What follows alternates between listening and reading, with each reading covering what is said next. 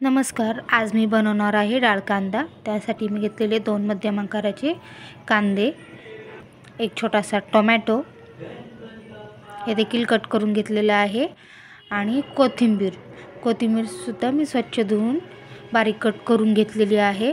पाहू शकता कांदा, टोमॅटो आणि कोथिंबीर आणि भिजवलेली तूर डाळ। आता मी कढईमध्ये तेल टाकून घेतलेलं आहे।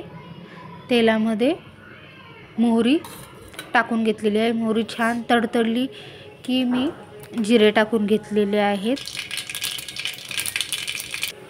जिरे देखील छान तडतडल्यानंतर त्यामध्ये मी कढीपत्ता टाकलेला आहे आणि नंतर कांदा छान फ्राय असं करून घ्यायचा आहे।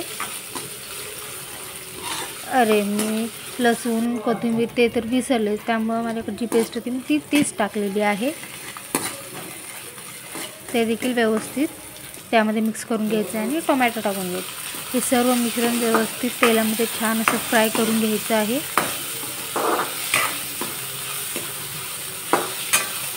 कोणाकोणाला डाळ कांदा आवडतो त्यांनी मला नक्कीच कमेंट करून सांगा। त्यामध्ये मी हळद टाकलेली आहे आणि सब्जी मसाला आणि काळं तिखट। तुम्हाला चवीनुसार तिखट कमी जास्त करू शकता। मी 1 चमचा टाकलेला आहे कारण माझा मसाला खूप तिखट आहे। हे छान मिक्स करून घेतलं मी। त्यामध्ये थोडंसं गरम पाण्याचा फायदा काय होतो, तरी देखील छान येते आणि दिसायलाही छान दिसतं, चव देखील छान लागते। त्यामध्ये मी भिजवलेली तूर डाळ टाकून घेतलेली आहे। हे व्यवस्थित मिक्स करून त्यामध्ये मी चवीनुसार मीठ टाकलेलं आहे। त्याला एक छान अशी उकळी येऊ द्यायची आहे।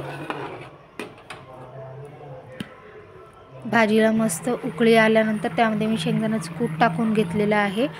तुम्हाला आवडत असेल टाकू शकता, नाहीतर स्किप करू शकता। हे पहा भाजीला छान उकळी आलेली आहे।